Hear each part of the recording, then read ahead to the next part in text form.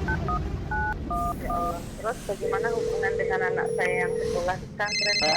Ini mau nanya. Kewajiban kita di dalam menyikapi Terima kasih dalil Bapak. Al-Quran dan Assalamualaikum Sunnah warahmatullahi wabarakatuh. tentang sifat. Bismillahirrahmanirrahim. Assalamualaikum warahmatullahi wabarakatuh. Alhamdulillahi wa kafa wassalatu wassalamu ala rasulihil mustafa wa ala alihi wa sahbihi wa man iktafa amma ba'd. Ikhwatal iman pemirsa Fatwa TV rahimani wa rahimakumullah dimanapun Anda berada. Ahlan wa marhaban bikum, selamat bergabung. Alhamdulillah senang sekali rasanya bisa kembali menyapa Anda semua dalam acara live interaktif Fatwa TV dengan tema keimanan, doa dan zikir. Bersama guru kita Al-Ustadz Dr. Muhammad Nur Ihsan MA Hafizahullahu Ta'ala. Salat dan salam semoga tercurahkan kepada Nabi kita yang mulia, Rasul tercinta Nabi Muhammad SAW, juga kepada keluarga beliau, para sahabat beliau, serta orang-orang yang istiqomah di atas sunnah beliau hingga akhir zaman. Allahumma sholli ala Muhammad wa ala ali Muhammad. Ikhwatal iman pemirsa Fatwa TV rahimani wa rahimakumullah dimanapun Anda berada. Walhamdulillah telah ada bersama kita pemateri kita pada kesempatan ini Al-Ustadz Dr. Muhammad Nur Ihsan MA Hafizahullah Ta'ala yang merupakan salah satu anggota Dewan Fatwa Perhimpunan Al-Irsyad. Mari kita sapa beliau. Assalamualaikum warahmatullahi wabarakatuh, Ustadzana. Waalaikumsalam warahmatullahi wabarakatuh. Ahlan bikum, kaifalakum Ustadz? Wa ahlan bikum kadzalik. Barakallahu fikum, alhamdulillah dalam keadaan sehat walafiat. Semoga antum juga dan kru semuanya serta para pemirsa, para pendengar semoga senantiasa sehat walafiat. Nah, Allahumma amin. Barakallahu fiik, jazakallahu khairan atas kesempatan ya Ustadz telah hadir di studio Fatwa TV Jember Ustadz. barakallahu fikum. Hayakumullah. Baik, ikhwatal iman pemirsa Fatwa TV rahimani wa rahimakumullah, kita juga ingin sampaikan sebagaimana biasa acara live interaktif keimanan, doa dan zikir juga ikut serta direlay oleh beberapa stasiun radio yang tergabung di RTVC, Asosiasi Radio dan Televisi Islam Indonesia. Di antaranya Radio Bembas Yogyakarta, kemudian Radio Sahabat Tegal Jawa Tengah, Radio MD FM Probolinggo, Radio Hang FM Batam, Radio Amubah Pangkal Pinang, Radio Sago FM Sumatera Barat, kemudian Radio Gema FM Bontang, Radio Tuah FM Riau, dan Radio Mas FM Seragen. Kita ucapkan terima kasih wa jazahumullah khairan. Dan untuk berpartisipasi para pemirsa, para pendengar dimanapun Anda berada, bisa menghubungi nomor 0331544687 0331544687. Dan sebelum kita merespon pertanyaan telah masuk di meja redaksi Fatwa TV, mari kita dengarkan nasihat pembuka kepada Ustadz, dipersilakan. Nah, Bismillahirrahmanirrahim. Assalamualaikum warahmatullahi wabarakatuh. Assalamualaikum warahmatullahi wabarakatuh. Alhamdulillah wassalatu wassalamu ala Rasulillah wa ala alihi wa sahbihi wa man walah wa la hawla wa la quwata illa billah.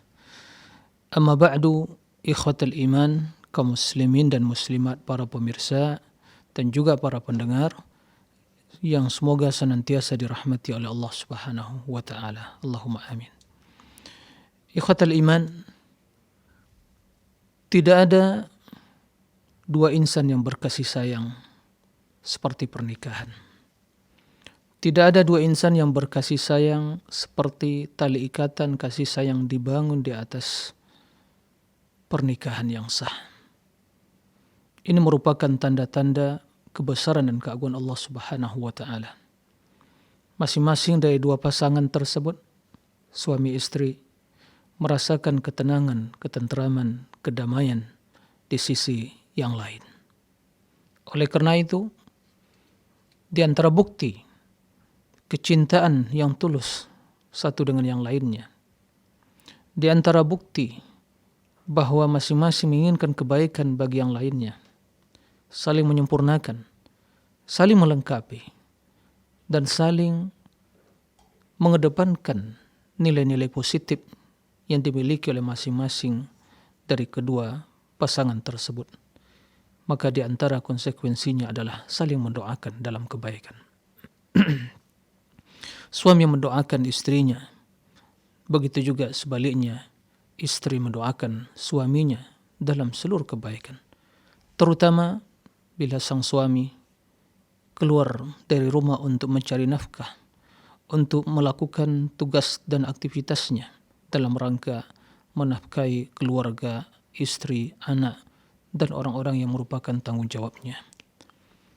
Semua hal itu tentu membutuhkan dukungan, motivasi, dan juga nasihat serta doa. Oleh karena itu, wahai para istri yang salihah, yang mencintai kebaikan untuk suaminya dan juga anak-anaknya serta dirinya, mari doakan para suami antunna. Mereka sungguh keluar meninggalkan setengah dari hatinya. Kenapa tidak? Dia keluar tapi hatinya terpaut di rumah bersama istri dan anaknya. Kalau bukan karena tuntutan, kewajiban yang harus dia lakukan atau tugas yang harus dia kerjakan, sungguh dia tidak akan keluar karena dia merasakan ketenangan, kedamaian, ketentraman, kebahagiaan itu di samping pendamping hidupnya, istrinya, dan bersama anak-anaknya. Oleh karena itu, wahai para istri yang salihah, doakan para suami antunna tatkala mereka keluar dari rumah untuk mencari nafkah sampai mereka kembali ke rumah dan bergaul, berkumpul kembali dan merasakan kedamaian dan ketenangan bila mereka kembali ke rumah.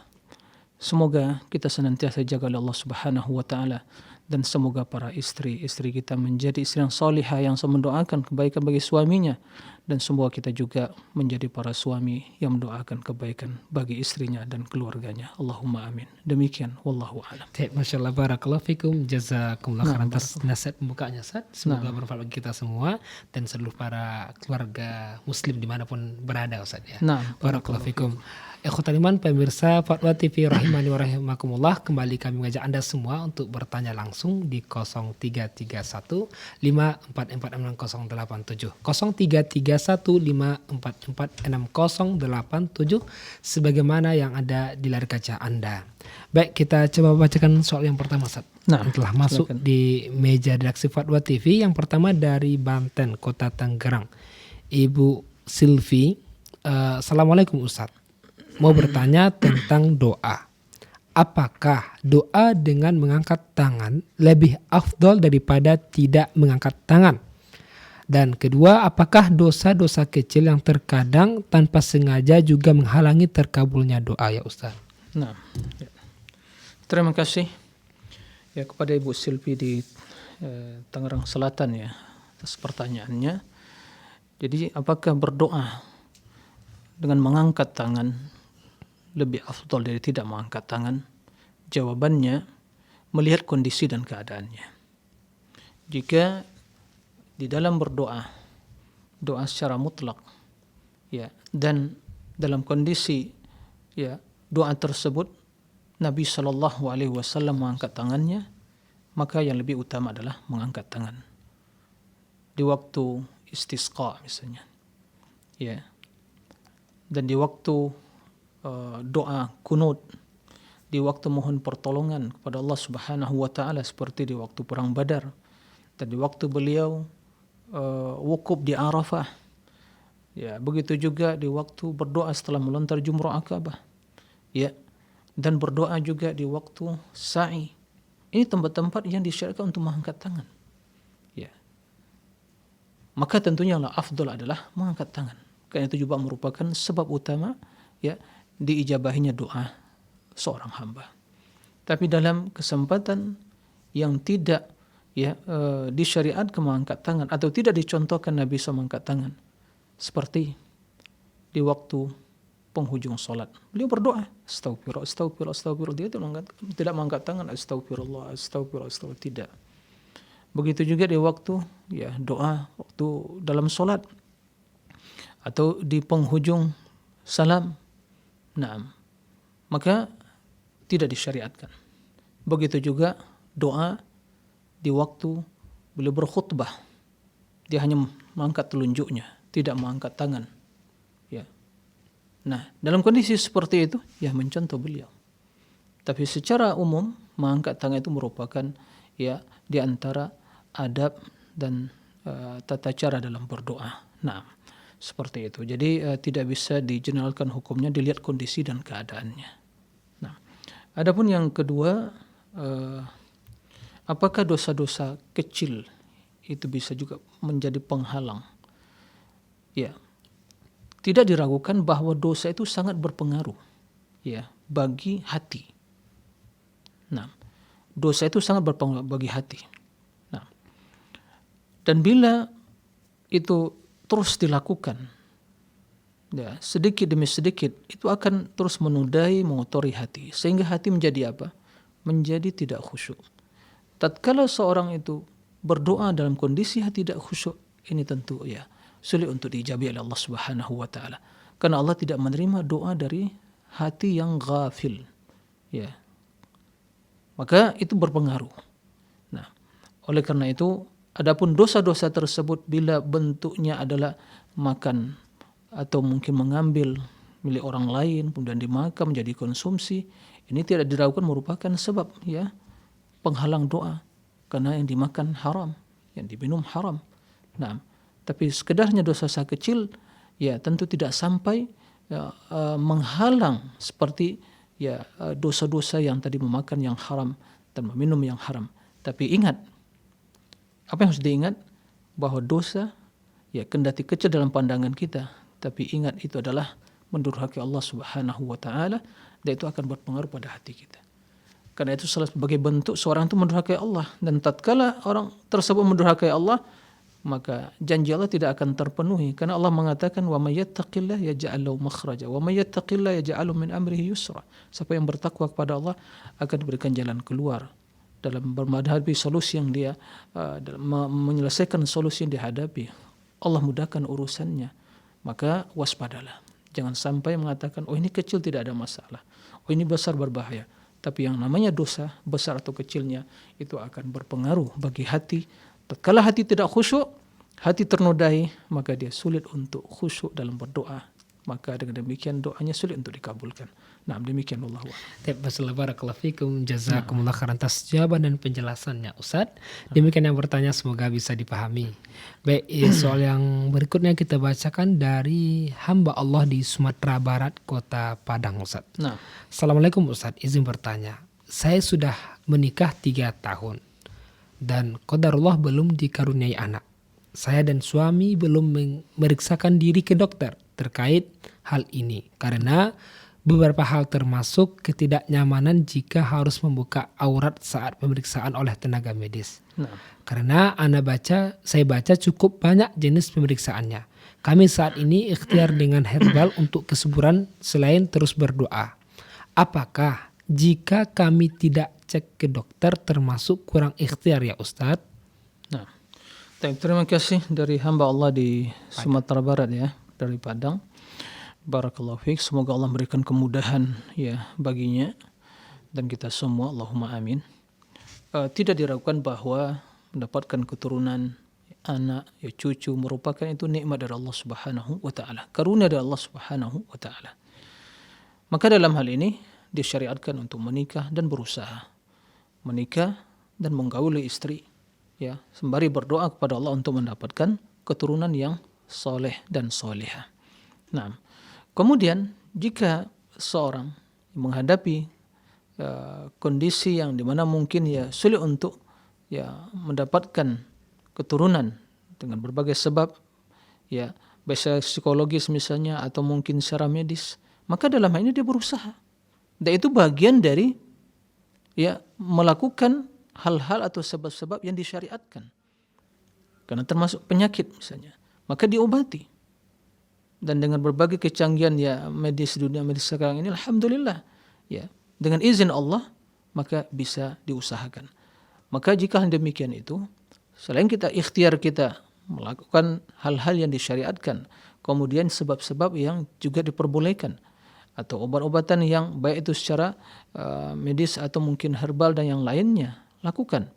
Tapi konsultasi kepada ahlinya ya dan terbukti ya banyak juga yang bisa ya dengan izin Allah dengan konsultasi tersebut dia mengikuti ya nasihat-nasihat dokter yang ahli spesialis dalam hal itu, alhamdulillah dia diberi kemudahan oleh Allah Subhanahu wa taala. Maka untuk lebih sempurnanya tidak ada masalah. Dan itu pun kalau membutuhkan untuk ya pemeriksaan, ya laki-laki pergi ke dokter laki-laki, membuka yang sewajarnya saja ya, kemudian bagi wanita begitu juga. Nah, tapi yang lebih utama dari itu semua, setelah dia berusaha, ingat bahwa keturunan itu adalah karunia dari Allah. Jangan pernah pesimis, tapi memperbanyak istighfar. Berbanyak istighfar.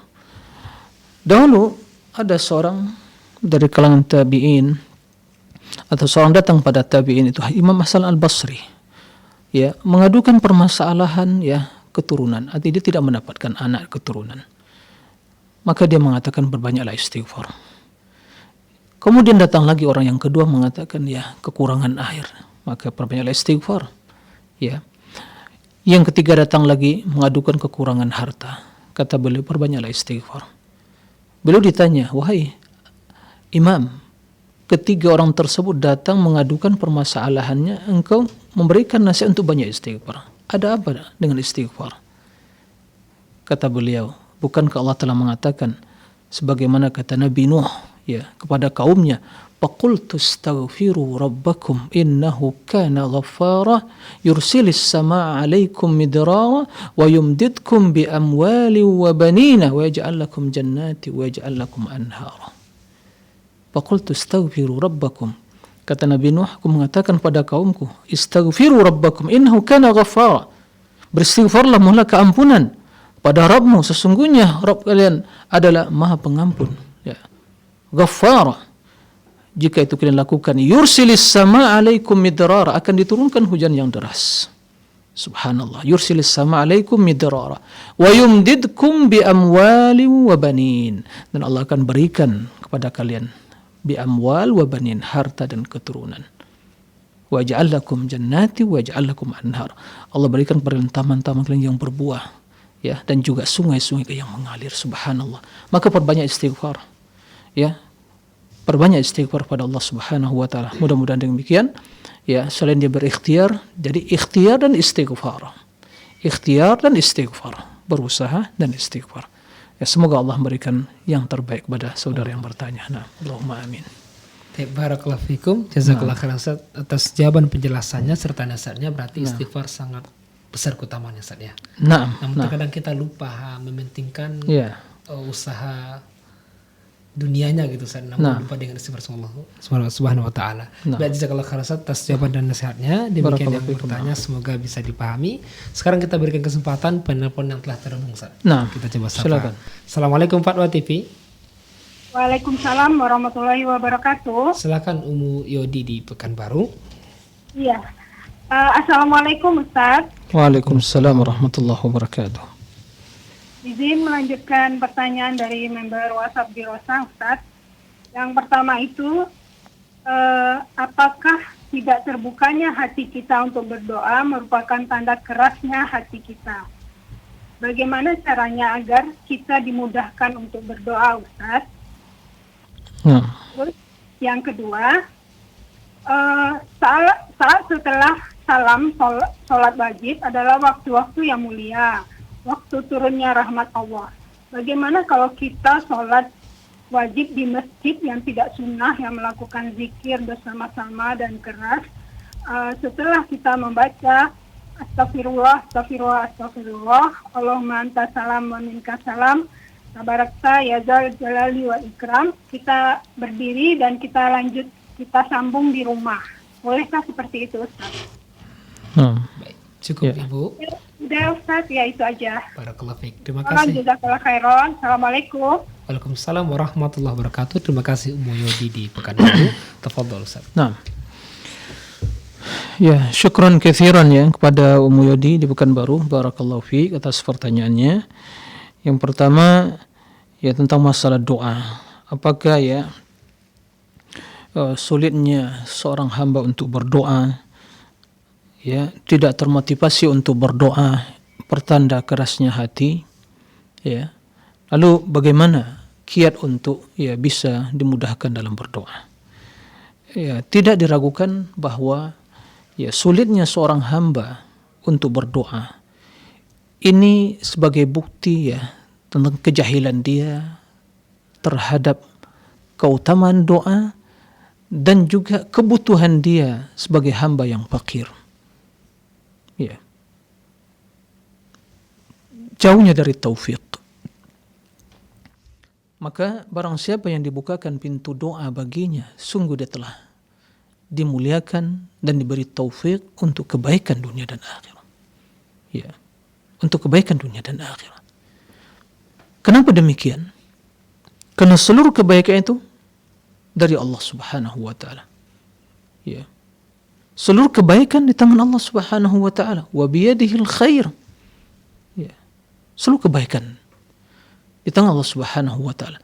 Dan tidak ada cara wasilah yang paling utama untuk mendapatkan kebaikan tersebut kecuali dengan berdoa. Dan tidak ada doa yang paling utama untuk mendapatkan kebaikan kecuali memohon pertolongan kepada Allah. Maka kita sepahami ya keutamaan doa dan kebutuhan kita kepada doa. Dan tidak perlu dipikirkan ya tentang ya ijabah doa tersebut. Allah telah berjanji akan dikabulkan. Ya. Tapi kita harus memperbaiki diri dan memperbaiki doa kita. Seperti itu. Maka Allah mengatakan, "Ud'uni astajib lakum." Maka yang paling miskin orang yang tidak pandai berdoa. Ya. Padahal dia membutuhkan untuk kehidupan dunia dan akhirat. Dan dia mengetahui dia tidak memiliki kebaikan itu. Hanya di tangan Allah, tapi tidak mau berdoa. Maka Allah itu senang apabila seorang hamba berdoa. Tapi Allah murka jika hamba tidak berdoa. Seperti itu. Oleh karena itu, ya, doa itu ibadah. Ingat, doa itu ibadah, bukan hanya sekedar ruku, sujud saja, solat saja tidak, puasa saja tidak, zakat saja tidak, haji. Tapi doa, ad-doa wal ibadah. Jadi kita beribadah dan kita ciptakan untuk beribadah. Doa yang ibadah yang paling utama, doa. Ad-doa wal ibadah. Nah, maka yakini. Jadi penyebabnya memang juga termasuk ya di antara penyebabnya keras hati. Ya. Karena sesungguhnya keinginan itu muncul dari hati yang tulus dan yang bersemi dengan cinta dan pengetahuan yang benar kepada Allah. Bagaimana hati akan ya merasakan kebahagiaan itu, ketenangan itu, sementara hatinya keras. Ya. Maka di antara sebab juga kerasnya hati. Lalu bagaimana dimudahkan? Ya mohon pertolongan kepada Allah, enggak ada cara yang lain. Mohon pertolongan kepada Allah. Kemudian betul-betul meyakinkan ya diri kita atau kita meyakini bahwa kita sangat butuh kepada doa tersebut. Ya. Sangat butuh.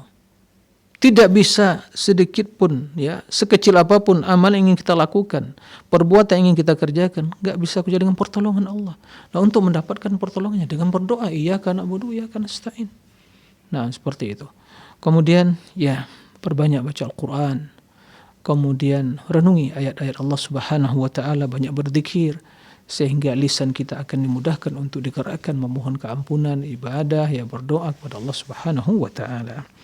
Nah, adapun tadi pertanyaan yang kedua, kita sholat wajib, ya, kemudian kita sholat di masjid yang mungkin kurang ya, tepat cara pelaksanaannya dalam zikirnya, ya, sebagaimana disampaikan tadi, memang zikir setelah sholat wajib itu ya disirkan, masing-masing berzikir, tidak dikomandoi, tidak dipimpin, memang tidak dicontohkan Nabi SAW. Nah, jika ingin berdoa ya silakan setelah itu, jika ingin berdoa di masjid, kemudian ya ke rumah, tidak ada masalah. Yang penting setelah sholat tersebut dia berzikir dulu, ya. Jangan pergi dulu. Lengkapkan zikirnya, astagfirullah, Allahumma antas salam, minkas salam, tabarakta ya dzal jalali wal ikram. Kemudian la ilallah wahdahu la syarika la, lahul mulkul hamdu wa la kulli syai'in qadir. Kemudian Allahumma la mani' lima ataita wa la mu'ti lima mana'ta wa la yanfa'u dzal jaddi minkal jadd. Dilengkapi subhanallah 33 kali, alhamdulillah 33 kali, Allahu akbar 33 kali, kemudian tutup dengan la ilaha illallah wahdahu la syarika la, lahul mulku wal hamdu wa la kulli syai'in qadir. Jika ingin berdoa setelah itu silakan. Jika ingin berdiri langsung tidak ada masalah. Ya, seperti itu. Dan tugas ibu juga ya menyampaikan kepada saudara-saudara atau mungkin tetangga atau kaum muslimin dan muslimat ya untuk mengajak mereka bagaimana meneladani Rasul sallallahu alaihi wasallam di dalam berzikir tersebut. Nah, demikian wallahu a'lam. Barakallahu fiik, jazakumullah khairan. Berarti Ustaz, yang kedua ini zikir boleh disambung itu berhenti, kemudian disambungkan lagi di rumah, nggak harus sampai selesai Ustaz, ya? Boleh, nah, tidak ada masalah. Karena ya berdoa itu tidak masih harus di masjid. Ya, bahkan ya di rumah kita berdoa, ya di waktu yang banyak tempat kesempatan untuk berdoa. Nah, Allah barik fiik, jazakallah khairan atas jawaban dan penjelasan Ustaz. Demikian yang bertanya, semoga bisa dipahami. Sekarang kita coba sapa penelpon berikutnya Ustaz. Nah, Telah terhubung. Assalamualaikum Fatwa TV. Waalaikumsalam warahmatullahi wabarakatuh. Silakan Ibu Rosmi di Riau. Ya, assalamualaikum Ustaz. Waalaikumsalam warahmatullahi wabarakatuh. Ingin bertanya Ustaz. Nah, Saya ingin memastikan perbuatan saya tersebut apakah ini termasuk ciri atau bagaimana gitu. Setahun yang lewat, anak saya mau melahirkan. Jadi udah di rumah di tempat praktek bidan, udah dari tengah malam sampai pagi tidak melahirkan dan tidak ada perubahan, pembukaannya masih tetap. Jadi bidan sarankan untuk dibawa ke rumah sakit, kemungkinan dioperasi katanya. Jadi saya udah siap-siap mau berangkat, dah siapkan pakaian. Ada seseorang pengurus korban, panitia korban datang ke rumah menjemput cicilan korban. Dia bertanya, ini ibu mau kemana, ada tas katanya. Saya bilang mau ke rumah sakit, anak mau melahirkan. Tapi dari malam tadi di rumah bidan tidak lahir-lahir. Tapi sekarang itu minta rujukan ke puskesmas untuk dibawa ke rumah sakit. Saya bilang itu. Jadi kata bapak yang minta uang cicilan korban tadi, coba diambil air putih satu botol aqua katanya. Jadi dia doakan air tersebut, disuruh ngantarkan ke puskesmas. Dan disuruh ngantar ke puskesmas, disuruh sapukan di perut anak saya, dari atas sampai ke bawah nyapukannya dengan sambil berdoa katanya, mendoakan kepada Allah. Mudah-mudahan Allah memudahkan katanya.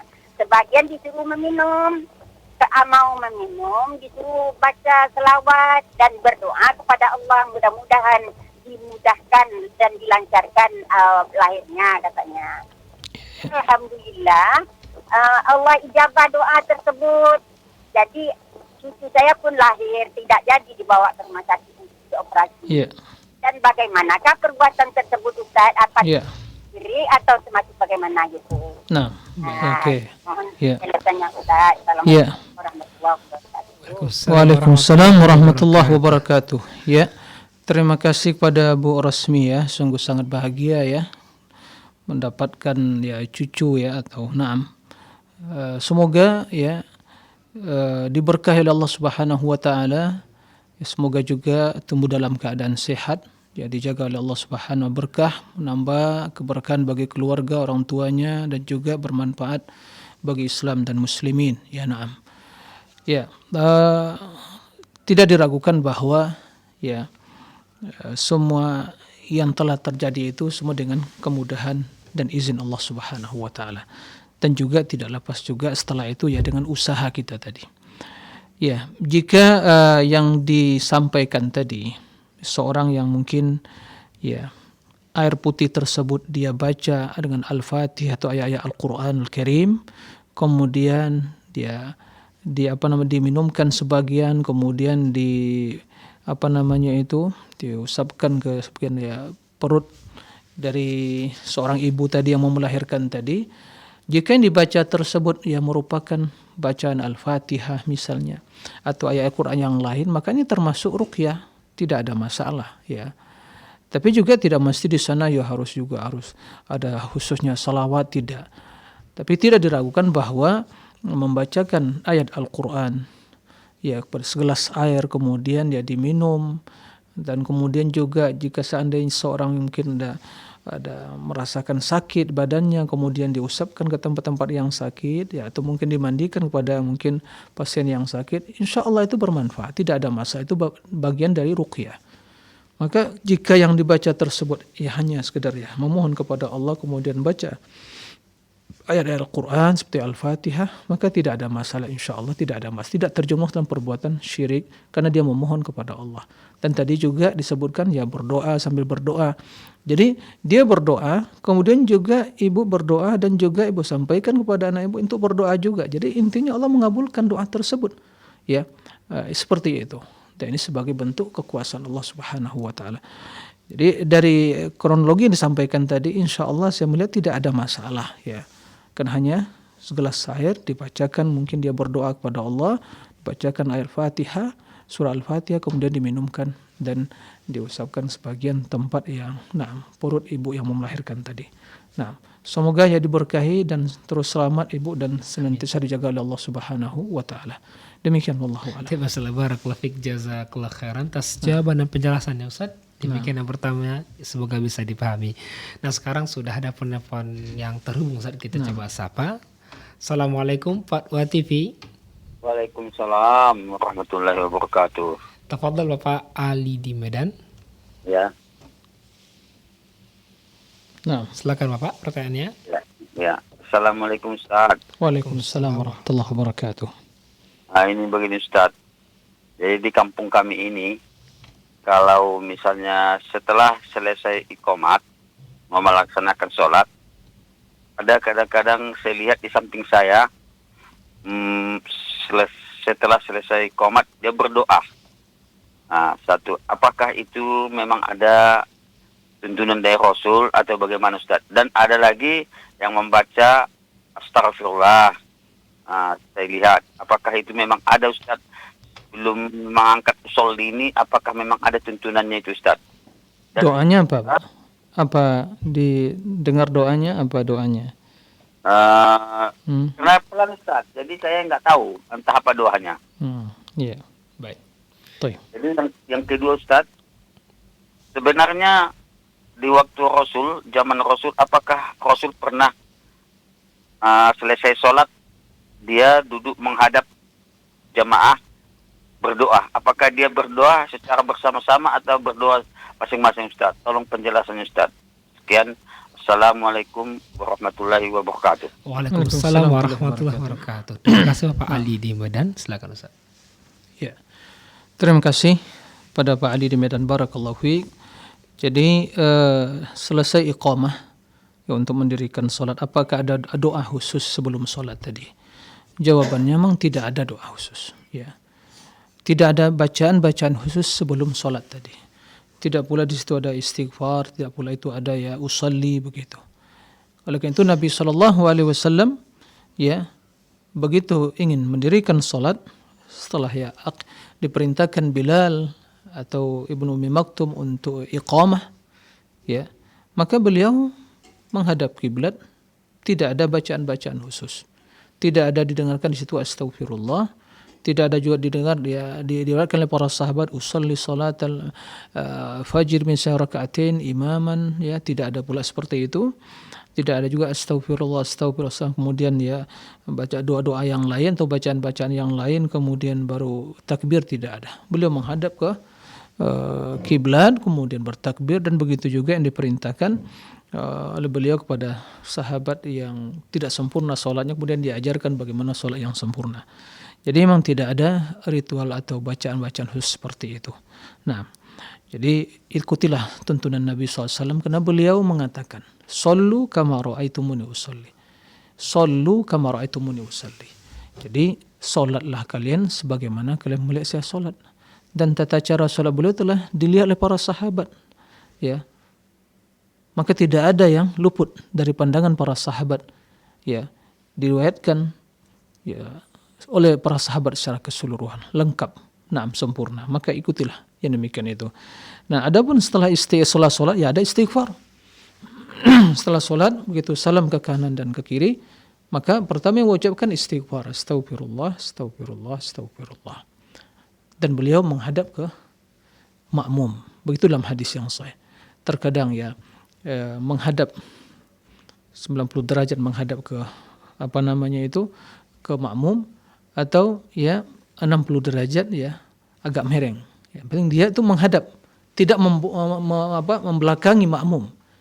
Dan ini kita lihat juga dari salah satu dari sisi adab juga ini etika. Karena ya begitu selesai Nabi SAW memimpin atau menjadi imam, maka mereka menghadap para sahabatnya. Nah, dan berzikir sehingga para sahabat melihat bagaimana Rasul melakukan ya zikir setelah ya solat tersebut. Maka yang dilakukan sebagian imam begitu solat tetap menghadap ke kiblat, dia berzikir sendiri gitu ya, atau mungkin memandu jamaahnya, ini tidak tepat. Tapi menghadaplah ke makmum atau agak mereng sedikit ya, 60 derajat misalnya. Maka yang demikian itu adalah sunnah Nabi SAW. Adapun yang ditanyakan tadi memang tidak ada, bahwa Nabi begitu saya sholat langsung memimpin jamaah ya, berdoa bersama, berzikir bersama. Tidak ada tuntunan yang seperti itu. Maka sebaik petunjuk petunjuk Nabi SAW.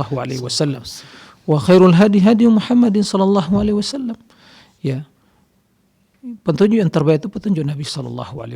Apalagi dalam masalah ibadah ini, ya, yang merupakan ibadah rutinitas seharian kita.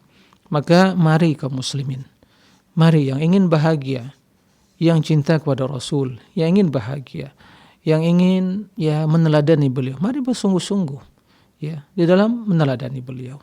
Ya, tinggalkan hal-hal yang tidak ada panduannya, atau yang hanya mungkin warisan turun-temurun dari nenek-nenek moyang kita begitu ya. Maka yang menjadi standar kita, aturan dan tuntunan adalah pedoman Nabi SAW. Nah, demikian Allah. Barakallahu fikum, jazakumullah khairan atas jawaban penjelasan Ustaz. Demikian yang bertanya, semoga bisa dipahami. Mungkin silakan minum dulu Ustaz. Nah, silakan. Barakallahu fikum. Kita coba sapa penelpon dari Surabaya Ustaz. Assalamualaikum Fatwa TV. Waalaikumsalam warahmatullahi wabarakatuh. Silakan Ummu Ahmad di Surabaya. Ya, begini Ustadz, saya mau bertanya bagaimana caranya kita menjaga kualitas keimanan kita saat kita sedang diuji oleh Allah dengan suatu penyakit dan kita sedang berobat, Ustadz.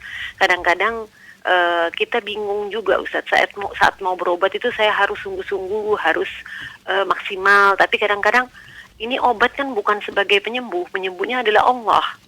Jadi kadang-kadang kendor juga gitu, Ustadz. Gimana Ustadz? Saya mohon masukannya, Ustadz. Ya, nah. Cukup Ibu. Ya, terima kasih kepada Ummu Ahmad. Barakallahu fiik.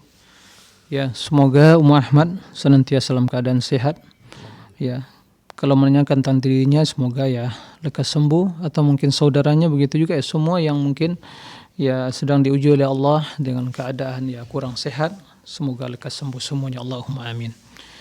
Taib, para pemirsa kaum muslimin rahimakumullah. Hidup ini ya penuh dengan berbagai cobaan dan rintangan. Inilah kehidupan dunia, penuh dengan ibtila ya. Apalagi bila tingkat keimanannya semakin tinggi, maka tingkat ujiannya atau ya ujiannya juga semakin berat. Nah, tapi alhamdulillah ya. Kenapa kita akan alhamdulillah?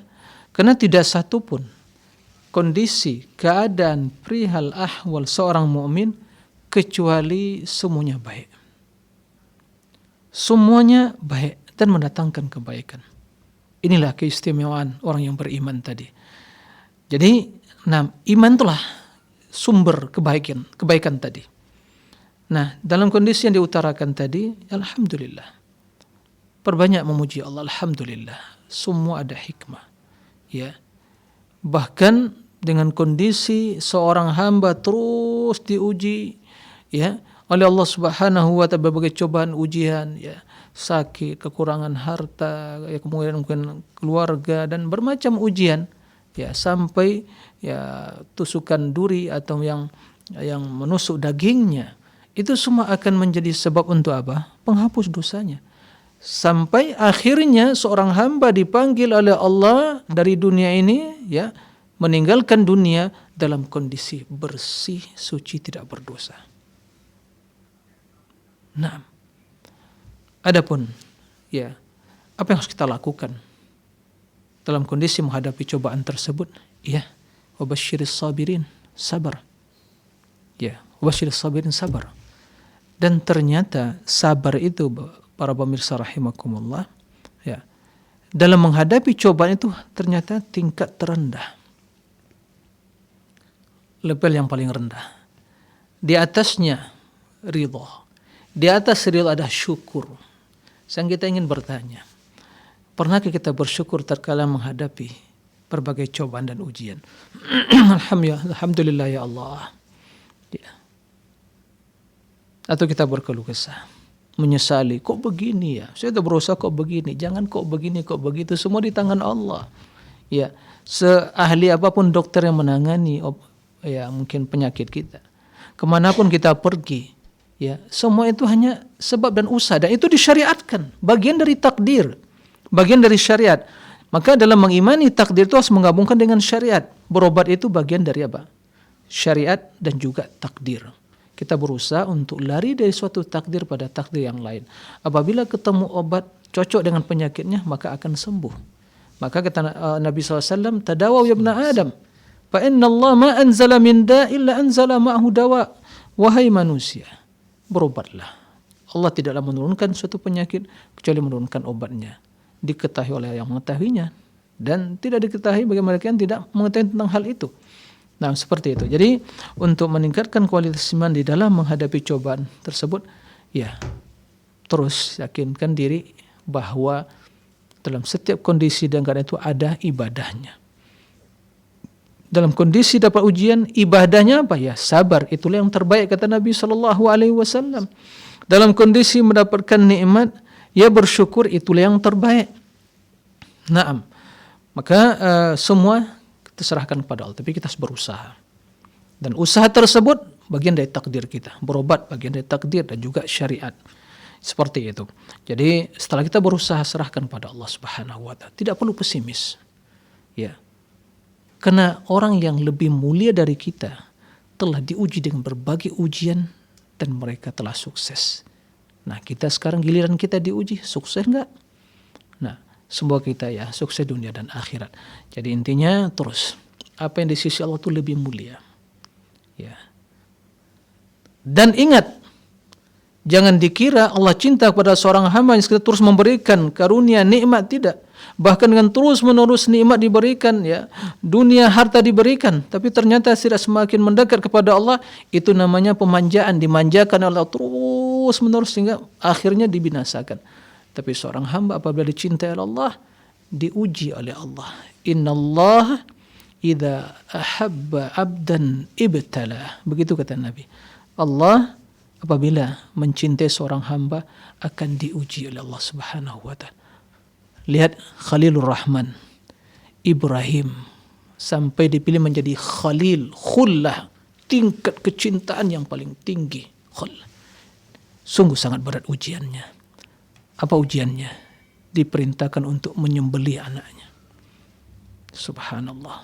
Siapa yang mampu menghadapi hal itu? Ya. Tapi tatkala kejujuran betul terbukti dalam keimanannya, sehingga tidak ada lagi di hati beliau, ya, sedikit pun peluang untuk kecintaan pada selain Allah sampai pada anaknya, maka tatkala itu dia berhasil, maka Allah gantikan dengan kibas. Karena tujuannya bukan menyembelih anaknya, tapi menguji tingkat keimanan dan kecintaannya. Maka berhak beliau menjadi Khalilur Rahman. Kita bagaimana? Silakan introspeksi diri dan mudah-mudahan menjadi renungan kita semua. Nah, demikian Allah.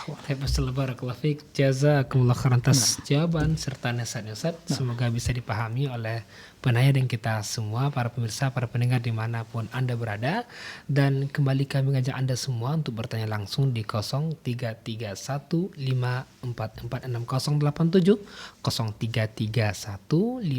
0331544687. Dan sebelum terhubung, agar volume televisinya dikecilkan terlebih dulu, para pemirsa dan para pendengar dimanapun Anda berada. Baik, kita bacakan soal berikutnya, Ustaz. Nah, ini dari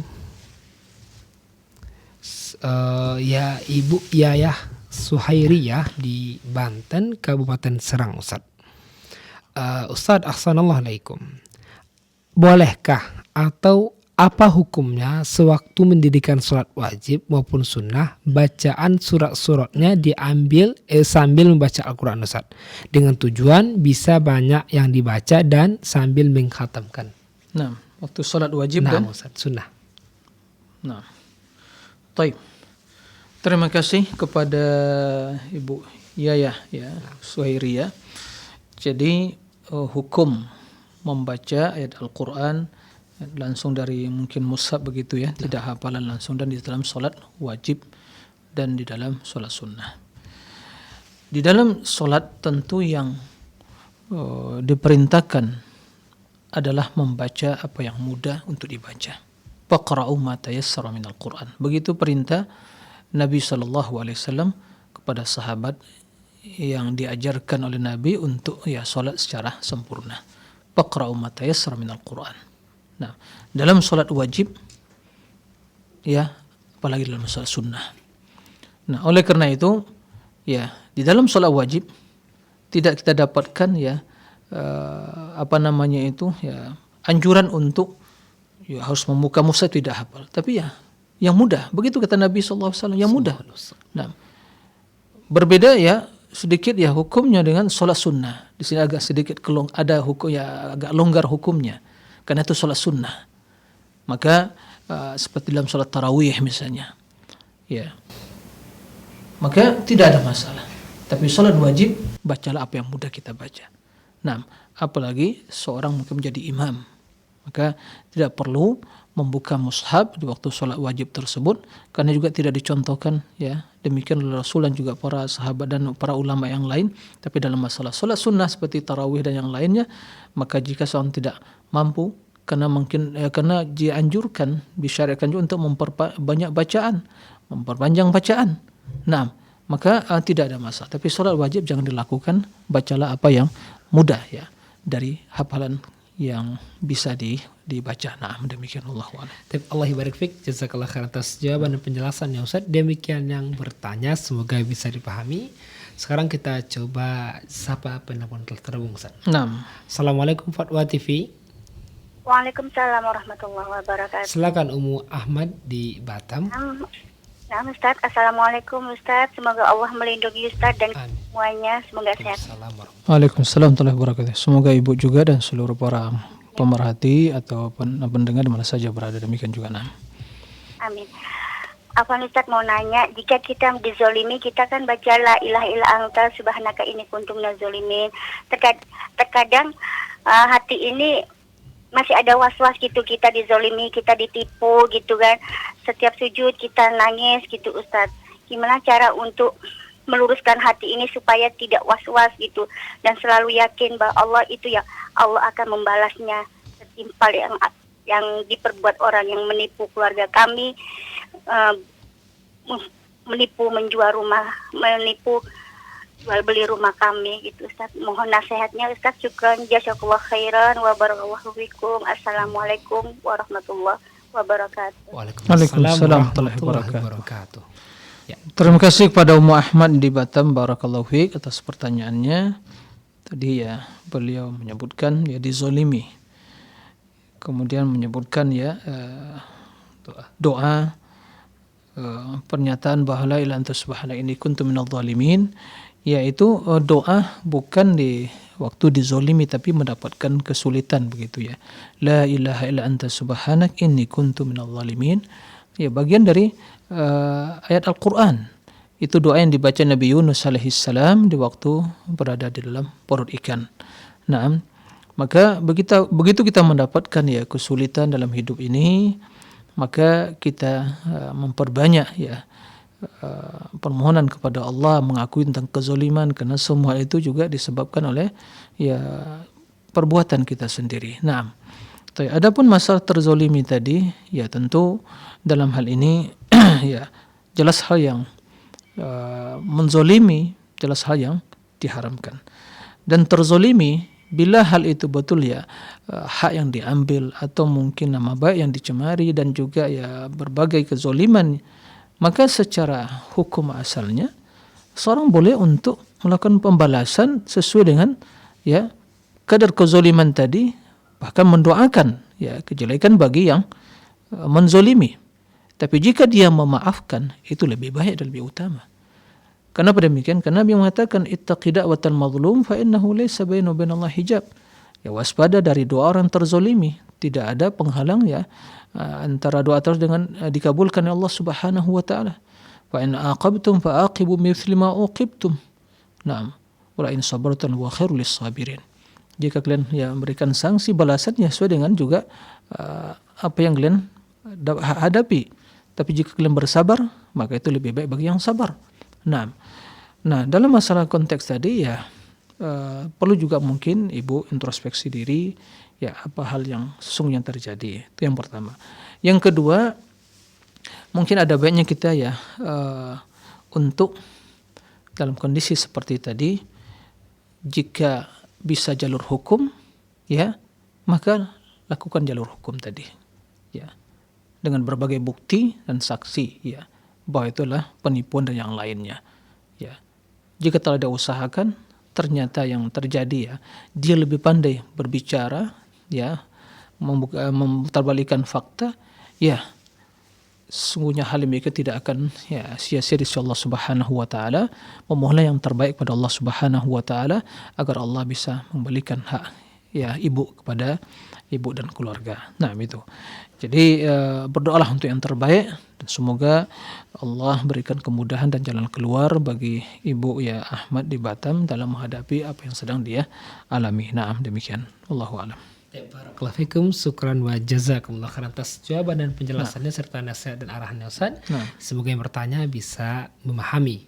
Nah, sekarang kita coba sapa penelpon setia kita Ustaz, Ibu Rosmini di Pacitan. Assalamualaikum Fatwa TV. Waalaikumsalam warahmatullahi wabarakatuh. Monggo silakan Ibu Rosmini. Ya. Afwan Ustaz, dulu pernah saya tanyakan doa ini.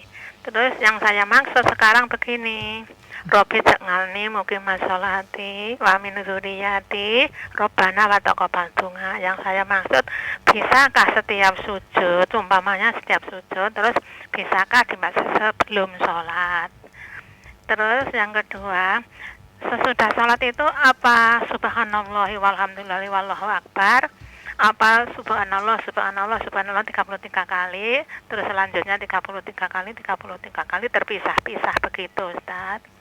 Si jawabannya jazakumullah khairan. Assalamualaikum warahmatullahi wabarakatuh. Waalaikumsalam warahmatullahi wabarakatuh. Terima kasih kepada Ibu Rosmini di Pacitan. Barakallahu fiik atas pertanyaannya. Jadi doa Allah, ya Rabbi ja'alni muqimas salati wa min dzurriyyati Rabbana wa taqabbal du'a ya. Ini di antara doa ya Nabi Ibrahim alaihissalam. Beliau memohon semoga ya keturunannya menjadi orang-orang yang mendirikan salat. Kemudian ya semoga Allah menerima ya doa yang mereka panjatkan.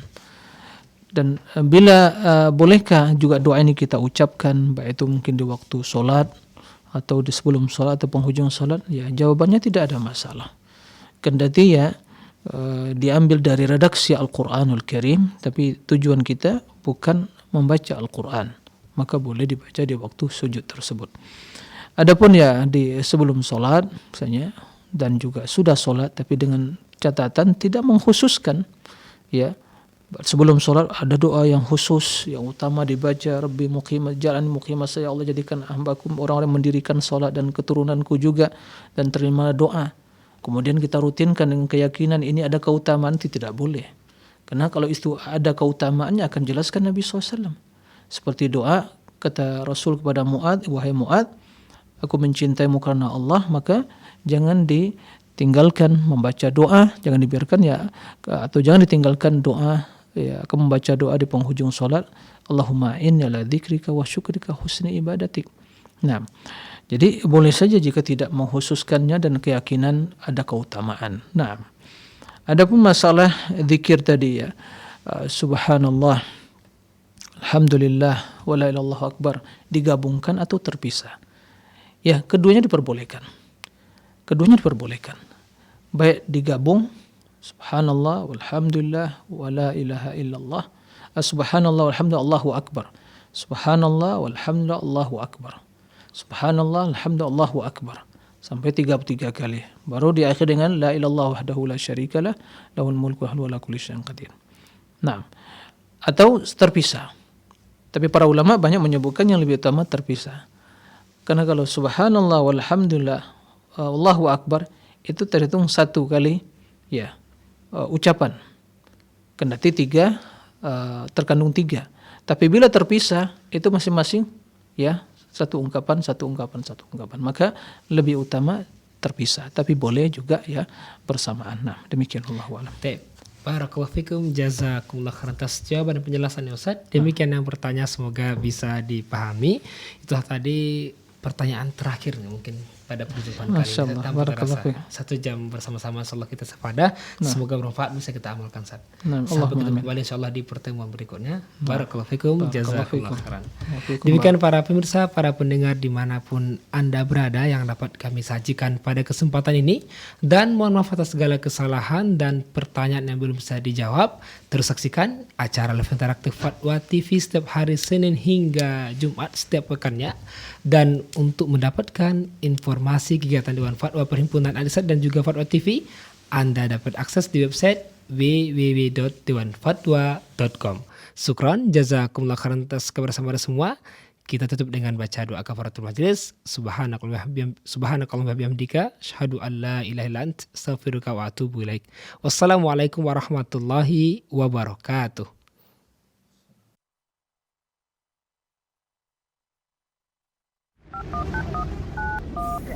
Terus bagaimana hubungan dengan anak saya yang sekolah di pesantren? Ini mau nanya. Kewajiban kita di dalam menyikapi dalil Al-Quran dan Sunnah tentang